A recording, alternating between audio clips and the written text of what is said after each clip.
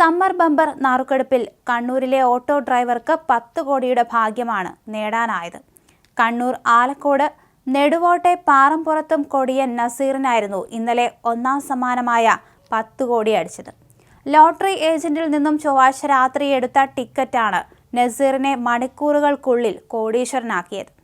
ഏജന്റിന്റെ പക്കൽ അവസാനമായി ശേഷിച്ച ഒരേ ഒരു ടിക്കറ്റാണ് നാസറിനെ കോടിപതിയാക്കിയത്. രാവിലെ തന്നെ നാസർ ഏജൻസിയിലെത്തിയിരുന്നു. എന്നാൽ ഇപ്പോൾ കാശ് കയ്യിലില്ലെന്നും വൈകിട്ട് വരുമ്പോൾ കണ്ടുവച്ച ടിക്കറ്റ് ബാക്കിയുണ്ടെങ്കിൽ എടുക്കാമെന്നും അതിന് ഒന്നാം സമ്മാനം കിട്ടുമെന്നും പറഞ്ഞിരുന്നു. വൈകിട്ട് 7:30 ആയപ്പോൾ എത്തിയ നാസർ ബാക്കിയായിരുന്ന SC 30 87 97 നമ്പറിലുള്ള ഏക ടിക്കറ്റ് 250 രൂപ നൽകി വാങ്ങി.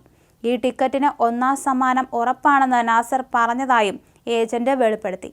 ആലക്കോട് ശ്രീ രാജരാജേശ്വര ഏജൻസിയിൽ നിന്ന് രാജു എന്ന സബ് ഏജന്റ് എടുത്ത വിൽപ്പന നടത്തിയതാണ് ടിക്കറ്റ്.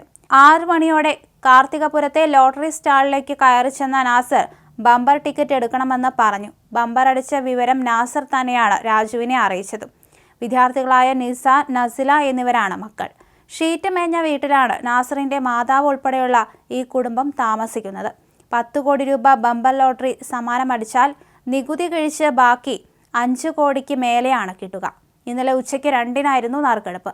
50 ലക്ഷം രൂപയുടെ രണ്ടാം സമ്മാനം SA 1775 47 എന്ന ടിക്കറ്റിനാണ്.